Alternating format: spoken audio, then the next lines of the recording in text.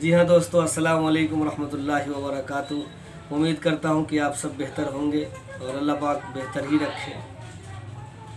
बार बार जब वीडियो बनाता हूँ तो ये सोचता हूँ कि अल्लाह पाक जो बात कह रहे हैं उस पर हमें भी और पूरी इंसानियत को अमल करने की तौफीक दे। ये ज़िंदगी अमल से ज़िंदगी बनती है, जन्नत भी जहन्नम भी, खाकी अपने फितरत में न नूरी है न नारी।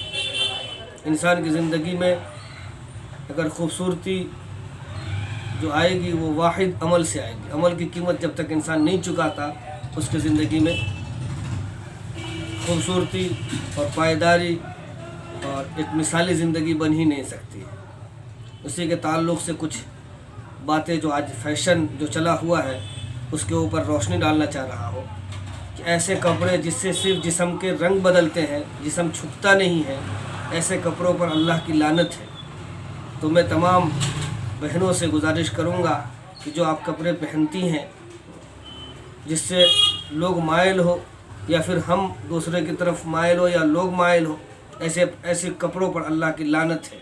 तो ऐसे कपड़ों से बचें जिससे सिर्फ जिस्म का कलर बदलता हो। ऐसे कपड़े पहने जिससे जिस्म छुपता हो। दूसरी बात, जो हम अपने जिल्द के ऊपर, स्किन के ऊपर गुदवाते हैं, नक्शो निगार बनवाते हैं, ऐसे नक्शो निगार जो जिल्द पे बनते हैं उस पर भी अल्लाह की लानत है।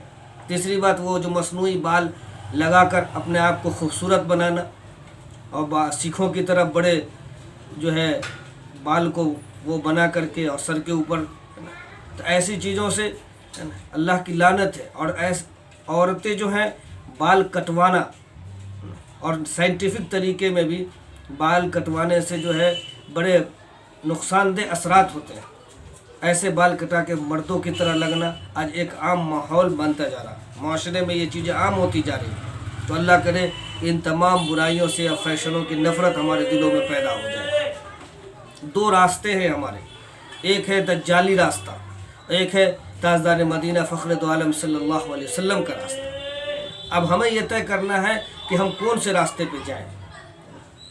अब हम ये सोचें कि जो हमारे लाडली बेटे की हम परवरिश करते हैं और अपने जो है उसको 9 महीना अपने पेट में रखते हैं और फिर उसको जन्म दे करके और फिर उसके अंदर हम उसकी तरबियत हम किस तरीके से कर रहे हैं। कि हमारे ये छोटे छोटे बच्चे जो हम मोबाइल जो उनके बाप की गाढ़ी कमाई से मिलती है, क्या उस मोबाइल के ज़रिए और टीवी का रिमोट जो हम अपने बच्चों के हाथ में देते हैं, तो कभी ये गौर करते हैं कि ये बच्चे की जो तरबियत टीवी और मोबाइल से हो रही है कि इसका नतीजा क्या बरामद होगा, कि इन बच्चों के जहनों में क्या चीज़ बैठाई जा रही है। कभी हम ये सोचते नहीं हैं और नहीं हम उस बच्चों को जाके देखते कि हमारा बच्चा इस टीवी के अंदर, इस मोबाइल के अंदर क्या देख रहा है। ऐसा ना हो कि ये बच्चे जो है इस टीवी और मोबाइल के ज़रिए इनकी सोच इतनी घटिया और बेकार हो जाए कि आप जब बुढ़ापे को पहुँचे, जब इस बच्चों की आपको ज़रूरत हो, तो ये बच्चे आपको ओल्ड एज होम में पहुँचा दें। जैसे आज एक माशरा बनता जा रहा है जिसको लिबरल मुसलमान कहते हैं। आज अपने माँ बाप के बजाय खिदमत करने के, माँ बाप की अहमियत दिल में होने के, अब उनके अपने माँ बाप को जो है वो ओल्ड एज होम में पहुँचा रहे हैं। तो अब अपने अंदर भी नमाज की अहमियत, कुरान की अहमियत, इस्लाम की मोहब्बत अपने बच्चों के अंदर भी पैदा करें और अपने आस पड़ोस में रहने वाली जो भी औरतें हैं उनके अंदर ये चीज़ पैदा करें। बच्चों को कार्टून से बचाना है, बच्चों को जो है नए नए फैशन तरीके से बचाना है। ये हमारी औरतों की ज़िम्मेदारी है, घरेलू ज़िम्मेदारी है।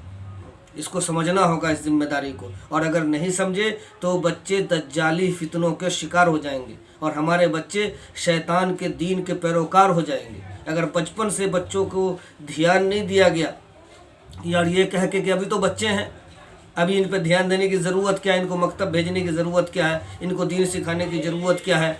अगर दीन को हमने हल्के में लिया तो ये बच्चे ज़ाये हो जाएंगे। मर्द हजरात की उसमें ज़िम्मेदारी ये है, मर्द हजरात ये समझते हैं कि हमने नमाज़ पढ़ लिया, बयान सुन लिया, है ना, यही हमारे लिए बहुत है। और औरतों पर और बच्चों पर जो है घर के अंदर सख्ती नहीं करते हैं। और धीरे धीरे जब बच्चे बड़े हो जाते हैं, जब हमें ऐसा लगता है कि बच्चे हमारे काबू से बाहर हो रहे हैं, नशे वाले माहौल में जा रहे हैं, बुरे माहौल में जा रहे हैं, अब बच्चों पर जब सख्ती करते हैं तो बच्चे जो है वो सख्ती को ही इस्लाम समझने लग जाते हैं। بعد میں جو ہے وہ سمجھتے کہ میں تنہا ہوں، میں اپنے گھر میں کیسے حدیث پاک پڑھوں، کیسے جو ہے بچوں کو سکھاؤں، ہے نا؟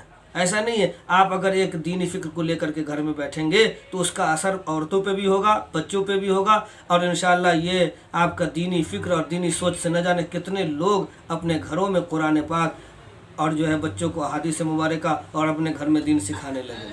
تو یہ اور مرد اور عورت دونوں کی ذمہ داری ہے کہ اپنے بچوں کو وقت دیں.